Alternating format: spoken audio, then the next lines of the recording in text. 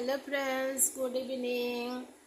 দুর্গাপূজা তো চলে এসেছে, তো যাই হোক আমার শরীরটা খুবই খারাপ। তো এর মধ্যেই আমি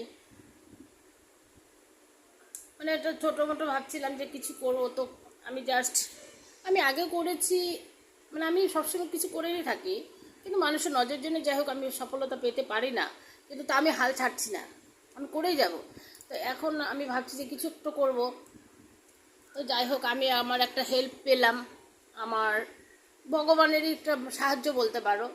তো যাই হোক একটা বন্ধু হিসেবেই যেভাবেই হোক না কেন আমি একটা কাজ করছি।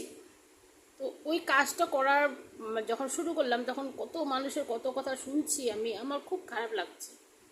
আমি বলি যে দরকার নেই, কে কী বলছে বলার দরকার বলুক, আমি আমার মতো এগিয়ে যাব। এবার দুর্গা পূজা আসছে, আমি ভাবি যে সবাই তো অনেক দামি দামি কাপড় চোপড় বিক্রি করছে, তো অনেক রকমই ভালো মন্দ সব রকমই আমি রেখেছি। একটু কমের মধ্যেও আছে, একটু বেশির মধ্যেও আছে। তো আমি চাই যে সবাই যেন দুর্গাপূজা আনন্দ ফুর্তি করতে পারো, কারণ দুর্গাপূজা হচ্ছে সবার জন্য একটা আনন্দের উৎসব। তো আমার কাছে অনেক রকমের জিনিস আছে, একটু কমের মধ্যেও আছে, সেটা যেন মানুষ ইউজ করতে পারে, আনন্দ ফুর্তি করতে পারে দুর্গাপূজাটার মধ্যে পড়ে।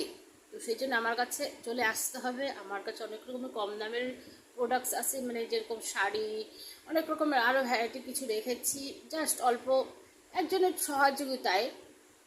তো মনে হয় নিজের লোক না থাকলে ভগবান ঠিক একজন একজনকে পাঠিয়ে দেয়।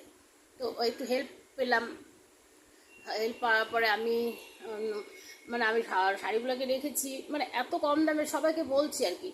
সবাই অনেকে হাসছে যে এত কমের মধ্যে জিনিস না পছন্দ হচ্ছে না, আমি দামিটাই ব্যবহার করব। কিন্তু হয়তো তোমার পয়সা আছে, তুমি ব্যবহার করছো দামিটা, কিন্তু এমনও গরিব লোক আছে যারা কিছু কিনতে পারছে না, কত কষ্ট তাদের জন্য।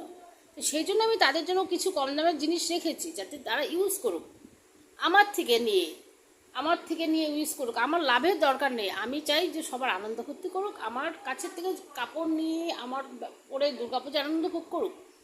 আমি নাম্বারটা তোমাদের কাছে শেয়ার করে দেবো, তো তোমরা আমার কাছে চলে আসবে। আমার কাছে অনেক রকম কমেরও পেয়ে যাবে, আবার একটু দামের মধ্যেও আছে। তো দামিটা আর পরের কথা, কিন্তু কমেরটাই বলছি, কারণ সবাই তো দামিটা কিনতে পারে না ফ্রেন্ডস।